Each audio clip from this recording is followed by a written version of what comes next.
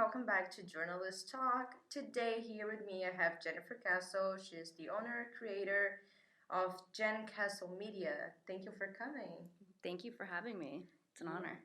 And today, I'm gonna hear a little bit from you, a brief biography about yourself. It's something that I do with every guest to my listeners to get to know you a little bit better. No problem. I wear a couple of hats. I graduated from UCLA with a BA. Went after photography. I've been doing photography for about 20 years now. At one point, decided I wanted to change that a little bit, go more into the journalism aspect of things. So I came to CSUN. Was here for 2 years. Created my thesis and research from that, graduated with my MA in 2021 and during the pandemic, and here I am. I also write content for UN Women USA LA, and I work with the Jen Castle Media side of things. Is I work with businesses, individuals to craft their content, their media, their visual media that they're going to use. For social media, marketing, PR, things like that. And I teach at Moorpark College now. Yeah, I was checking your website and there's definitely a lot of hats There's for a us couple to of talk hats. to. And I tell me enjoy a little more about your teaching job, because that's something that I also want to do maybe like in the future. It's not like my focus, but you know, I feel like it's good to be in this academic road. I really like it. Yeah, I love it. Okay, so let me just start there. It's funny because I said the same thing. I graduated in 2021, so it was always in the back of my mind that I will teach in the future for sure. I said it just as you did. I'm very much interested in that, but I'm going to charge forward in a couple other avenues first before I go into teaching. And teaching found me immediately, and I got to this point. Well, the pandemic helped me get to this point. I got to this point in my life where I thought, okay, I'm just going to, any open door that comes my way, I'm going to try it on for size and see how it goes. I'm not going to say no to anything right now because everything's so up in the air and strange. And teaching came my way immediately. I was referred by another professor, and I leaned into it, and I'm getting more classes this summer and for next semester as well. So I seem to be going in that direction sooner and stronger than I thought I would, but I really enjoy it. I love it. I love my students. And I have a very hands-on approach that I missed when I went to school. I wanted more of when I went to school, especially for creative mediums, things like that. Yeah, especially since you did most of your master's online. Yeah, well, that's a funny story too, because I originally was going to go with the photography and videography for my project. And then the pandemic happened, and I had to sort of recraft and go back to the drawing board and figure that out. And it ended up being a podcast. I didn't take any classes on podcasting, so that made it a bit challenging. But I love the medium so much. I just leapt into it and kind of taught myself. And a lot of the skills from videography, I feel, come into play, especially with the audio. I mean, audio is key for video, right? So it's key when you're doing a podcast, obviously, as well. So I had those skills to rely on as well from CSUN. Yeah, that's really amazing. But before we go into that, that's what I want to talk to you, because it's a very nice project. Literally, two professors were talking about you. That's how I met you. But thank you. In your teaching job, what classes do you teach your students, and how hands-on do you make them? So primarily, I teach social media, PR, and then digital media storytelling. My first class there that I was assigned was digital media storytelling, and I started off very hands-on there because I basically push the students to find their own beat. It's broad. I want them to find kind of their chapter that they want to, kind of like you would with a thesis, and then from there they craft their own story within that. And they go through the entire semester, they go through their own projects. So they start off writing an opinion piece, then they go into photography. They then create a podcast, which can also be filmed. So then that leans into their video project, which is their final project. So it's very hands-on. They're constantly working. They're constantly creating. And they're creating a portfolio that they can use for the professional world. So that's why I feel it's really important to be hands-on. If they are creating it themselves and researching it themselves, and I'm there to guide them, then they have something that they can use for the future when they do end up going into the business world and trying to figure out what being a journalist is in the real world, which is a lot of networking, number one, and then having that portfolio. Yeah, that's true. Something that I do since day one that I moved here to the US is try to do network with everyone that I know that I met in a class, that went as a guest speaker in some club and everything, because I see that in here at least, if you have networking with like tons of people, you're gonna find a direction, you're gonna find a job, you're gonna find someone to support, something temporary. And I think that that's beautiful, because where I come from, it's not like that. It's like, I got the job, you didn't. Boo-hoo for you. And here I feel like so much more like a family. Yeah. And maybe that's where like your teaching comes in, like mentor young minds, young kids that are going to like be working in the field also soon. So that's really cool. Yeah. Yeah, and I embraced that full on when I was here.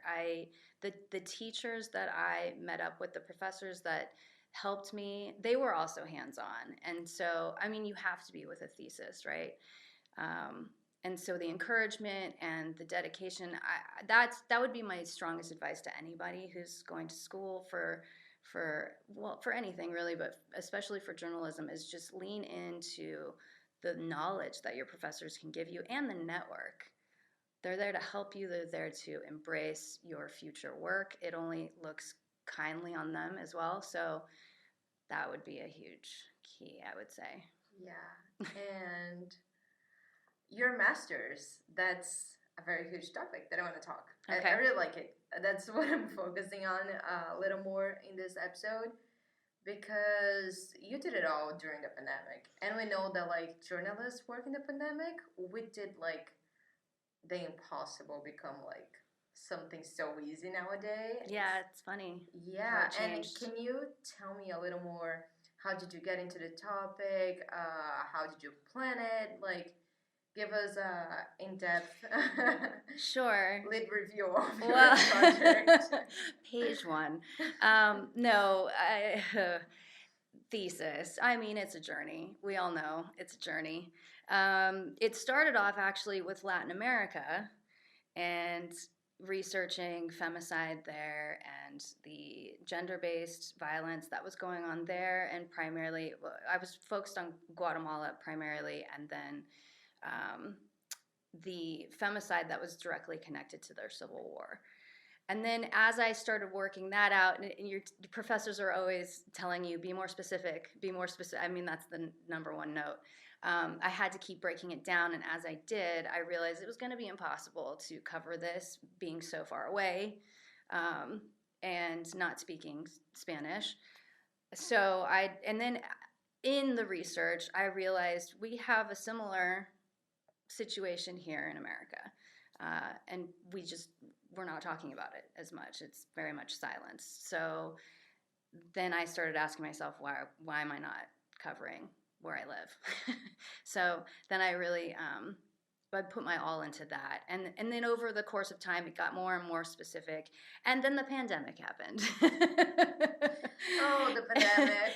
I remember one professor in particular who was on my committee, and she said, you need to be more specific. The pandemic happened. And I said, is this more specific?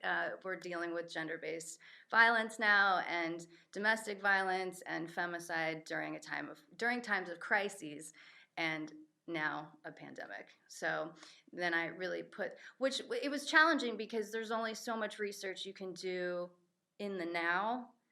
and the data hasn't come in yet. And especially when a society is so silenced about the epidemic in the first place, it's really hard to even later pull all of the correct data. So it's a process. It's something which is why I've wrapped the theory that I wrapped around it was communications infrastructure, which is building community, building up resources, and managing crisis before the crisis occurs. So it's better managed, it's more communicative, and it motivates civic action. Yeah. So that was those are the details. Yeah, and how did you find your interviewees? If I'm not mistaken, it was 4 women, right? It was 3 women and 1 man. Yeah. This is another tip I'd give to anybody out there, in that I know when we're in classes and we're doing this research, we get a little buried and we start second guessing ourselves. I found I made 1 phone call. Well, I first sent her an email, and that was to Eve Sheedy, and that was for the Department of Public Health. She immediately responded and was so gracious and kind and willing to give me any information I needed, because this is a cause that she passionately works on. She works in domestic violence because it was declared a public health problem. I can't remember the year. I think it was 2018. Ooh, don't quote me on that. You can cut that out. She's not being quoted. It's just like for feeling of the time. I can't remember the year, but it was for Los Angeles. That was a public health issue.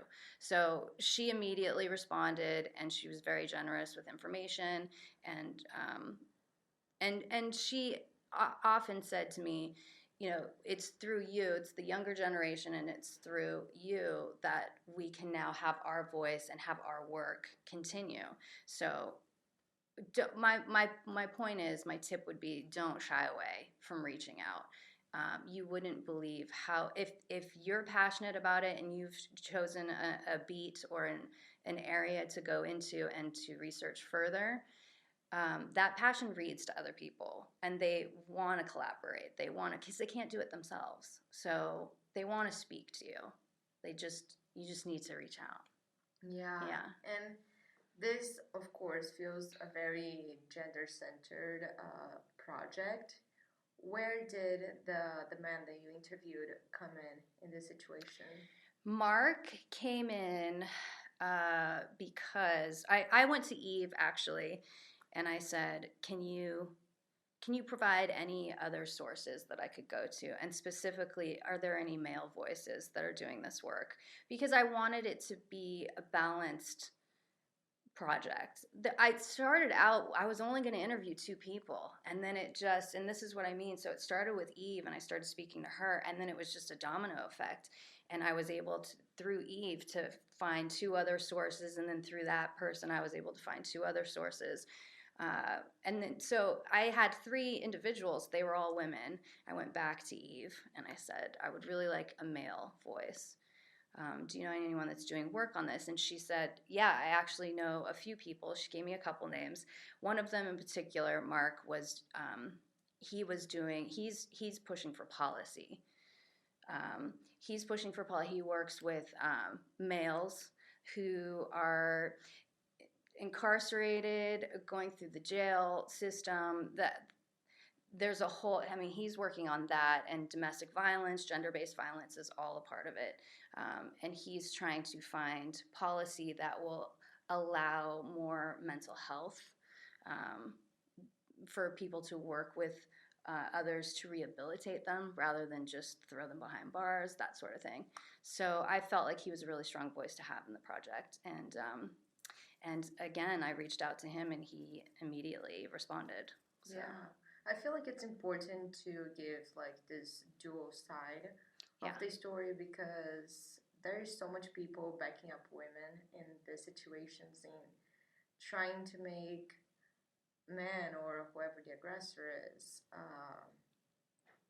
search for help and search to a inside understanding of why they did what they did is wrong, etc. So I think that it brings a lot of balance to your project, Thank you. maybe that's that's why I made it so good, because it would be so easy to just go to women and talk bad about like literally every single man. Right. Yeah.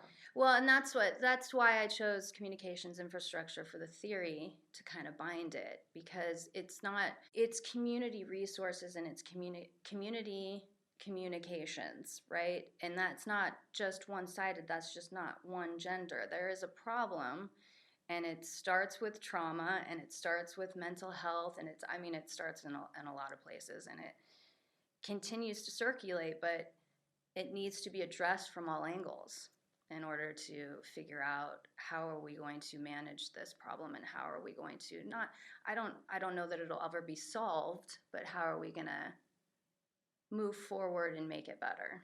I mean, that's what a journalist got to do, right? Show everything, go after every fact, and lay down to everyone to even understand and learn. Mm-hmm. Yeah. I believe that as well. That's good. It's approved. And right now I would like to talk about Gen Castle Media as well, because you say they get small businesses and you help them find their identity and etc. It's your masters, the website building that you did, getting the interviews, going after the one question, the one person. Does that help with the Gen Castle Media work? I do think that marketing today is taking on a more journalistic style in that way that you've just described. It's important. Well, authenticity is key now, and in all PR reports and trends, we're seeing that is continuing. People, yay! First of all, good. That people want authentic voices. They want trust, and that's across the board with companies, with politicians. I don't know that we'll ever get there fully with politicians, but that seems to be the drive and the need. So yes, when I'm working with these companies or individuals on their own PR or their marketing and creating their content, it starts with storytelling. It starts with, who are you? Let's answer all of the questions. What is the meaning behind what you're representing, what your brand is, what's your story, what's your beat, and how can we best represent that and allow your audience to engage with that? Because it's all about engagement at the end of the day. And you want to do that as authentically as possible.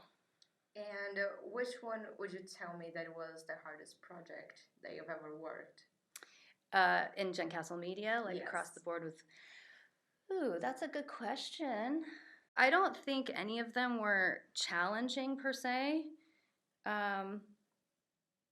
But definitely those clients, I would say that the ones that are most challenging are the ones that haven't done that work in meaning and who they are. And that's usually why they come across my table, my media table, is because they're still sussing it out. So I would say those, I'm going to be vague about it a little bit, a little broad. I don't want to call anyone out, but I would say the clients that come across that really haven't done anything on story, who they are, why they're doing what they're doing, who are sort of still confused about who their audience is. Those become more challenging, and they have a little bit of homework to do before we actually start doing the creative projects for them.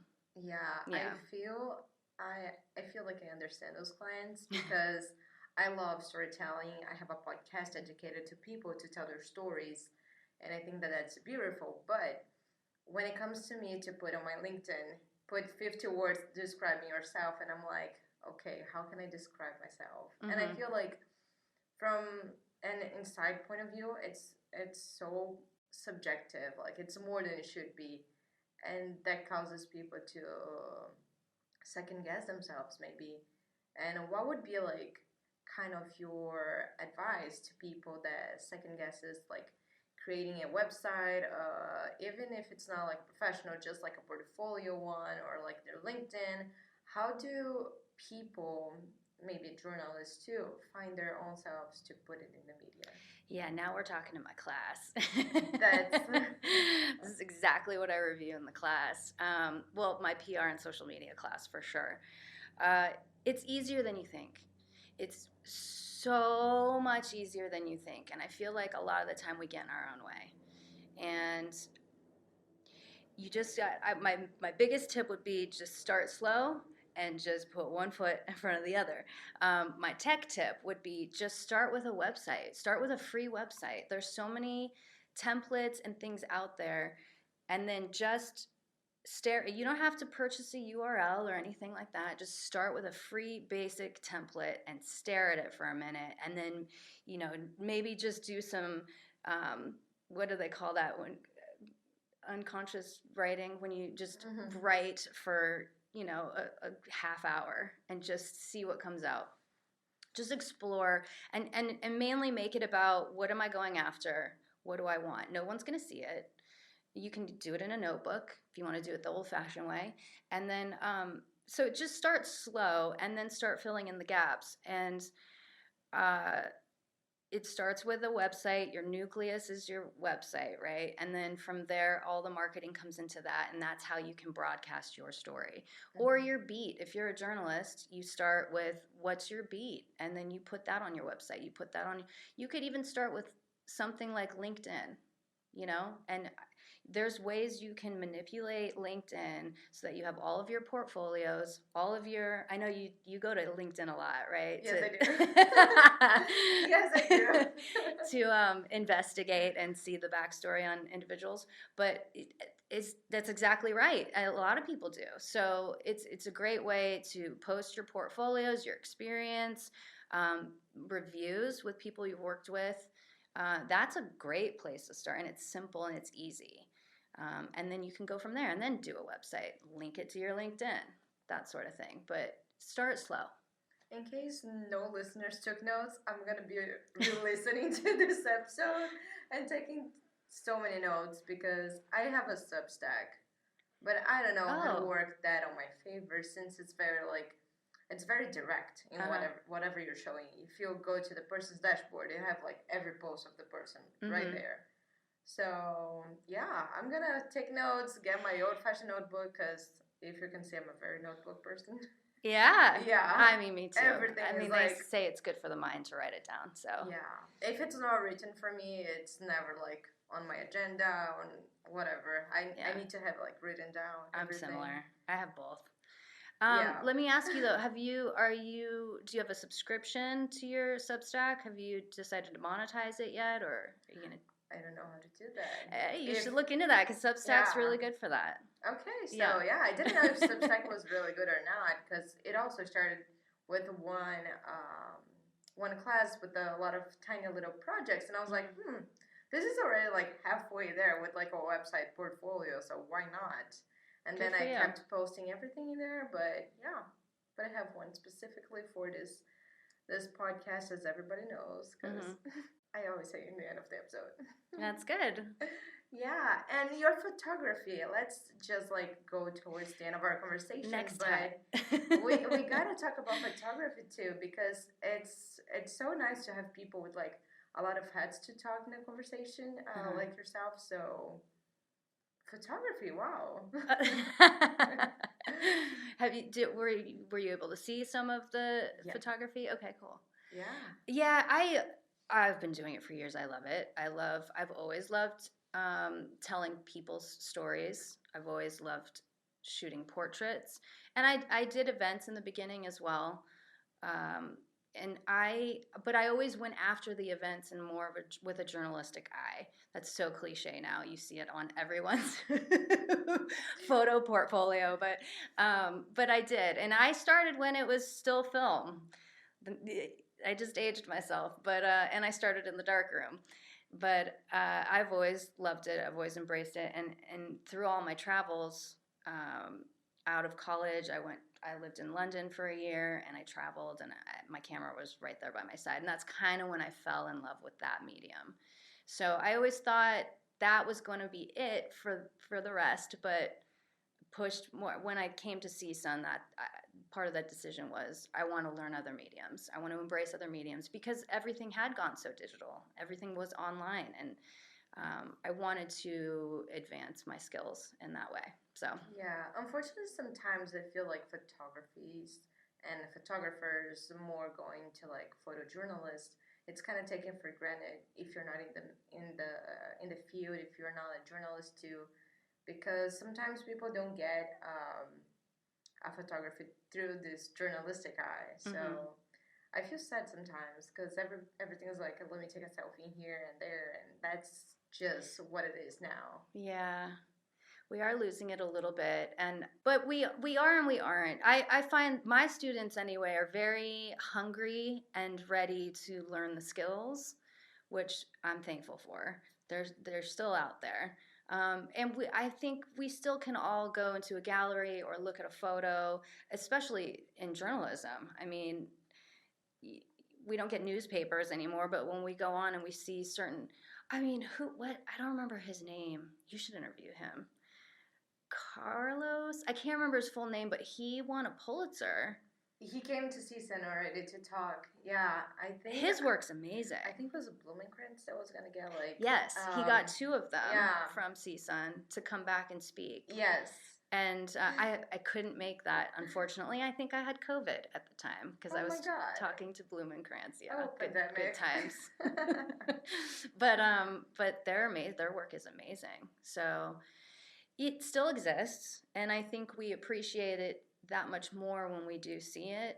And it's interesting that the competition is fierce for photography, but yes, it's not in the way that we used to know the medium. It's much quicker. Yeah. It's much more immediate. But there are individuals out there who still want to grab onto the skills. So yeah, I'm grateful for that. I feel like I'm 50-50 on that matter because for a long while I was doubting myself so hard in photography. And then I had to take Blumenkrantz class so I could graduate. But I didn't want to take it like for nothing in this road. Even in the first week I was like, I'm not that much of a photographer. Like, I'm not going to like this class, but I'm going to be here because you're a nice person. And then by the end of the classes, I was in love with photography again, wanting to take portraits of every single person that I knew, and like... Just takes one good professor. It just takes one good professor and like an assignment to make with 20 different people. And there you go. And now you have that skill in your belt. Now you can have the assortment of hats as well. Yeah. Well, that's something that I want to take a little forward, but I never know how to bring like much to journalism because I'm the person that like if I see a tree that I think that it's pretty, I'm going to make the tree like my portrait subject.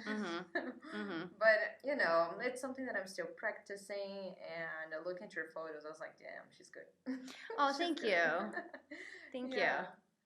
Well, any advice that you would want to give to people who don't know what they want to do, if they want to do photography, website, podcasting, and teaching, and being a journalist and everything, because I feel like those tiny little advices at the end of my episodes, it helps so much people. So I would like to hear from you. Yeah, that's a tough one. I would say, it's okay to dabble. No, seriously, embrace the dabbling. Look, I came into CSUN and I wanted to increase the skills in all mediums because I very much liked the look of an MMJ. And I feel like journalism is going more in that direction. You need to know how to wear all the hats. You also have to have the network with all the people. There's so many different facets of journalism now that you have to take on. And at the same time, it's suffering. So it's like you really have to embrace all of the skills. And why not try it on for size? Why not? And this is why it was my motto towards the end of the pandemic. I was just like, open door, I'm going to try it on and see what happens. You never know. So I would say embrace it all. And look, I didn't embrace it all per se because I didn't take a podcast class. I didn't have time. It didn't fit into my schedule at CSUN. But I still learned the skills. Like, alongside the thesis and the classes, I was online and I was talking to my network and I was figuring it out because I wanted that skill, because I had a last minute decision of changing from videography to podcasting for my thesis. So you can do it. You just got it. You have to work hard. There you go. You guys listen from her, so that's work hard. I don't know if that's news. Well, or if it's not, it's always learning, and it's always good to hear again from various different people. And you can do more than you ever think you can. You can always push it further. I'm gonna take this for myself too. I mean, seriously, you can. Yeah. Thank you, Jen, for coming to the podcast. We're very happy to have you here today. And for all of you guys listening to the podcast, I'll see you guys in the next episode.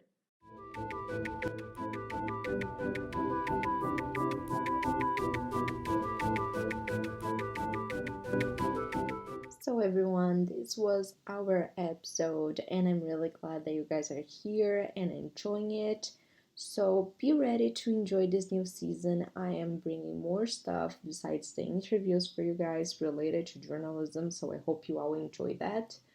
And meanwhile, while I have you here, I have some news too. I decided to start our Facebook page, and it's Journalist Talk. So if you find it there, just click it and follow, and like, and interact with me with the posts and all. And I also have a website.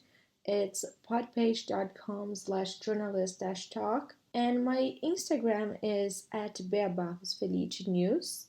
So all of that I'm gonna put in the show notes, but here it goes. It's a reminder for all of you, and I am excited for this new journey of season 3 in 2023.